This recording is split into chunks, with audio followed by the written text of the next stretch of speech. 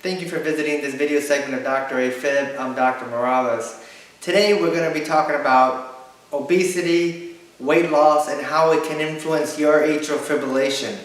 Now, obesity is a big problem in the United States and worldwide, and it influences a lot of health conditions. People with obesity are much more likely to develop high blood pressure, diabetes, sleep apnea, as well as heart disease.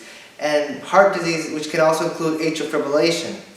Now, obesity can influence or increase your risk for getting atrial fibrillation in a variety of ways.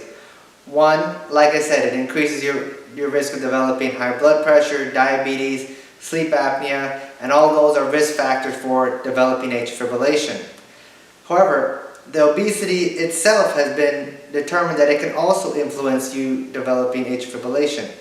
Fat cells have been found that they can increase and secrete hormones, including inflammatory hormones, which can also in themselves increase the risk of atrial fibrillation. Now, for many years now, doctors have advised overweight patients who develop atrial fibrillation to lose weight. And it's been emphasized for a while now. However, in 2015, there was a very important clinical trial called the Legacy trial, which really helped to emphasize to doctors and patients why weight loss is such an important feature for the management of atrial fibrillation.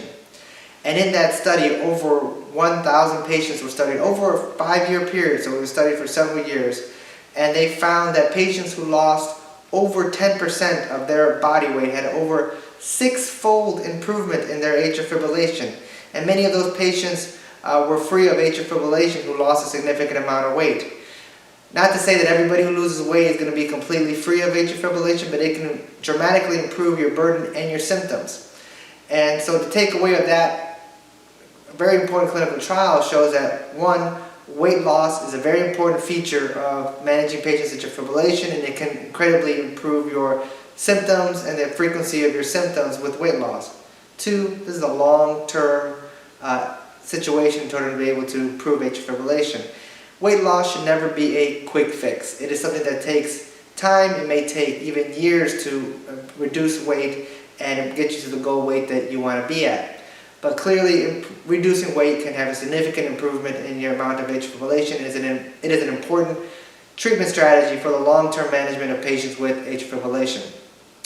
Now, losing weight is easier said than done. There are many guidelines that people may need and advice people may need in order to be able to lose that weight, which I'm going to be talking about in my next segment when I talk about exercise and atrial fibrillation. Thank you for visiting this video segment of Dr. AFib. I'll see you next time.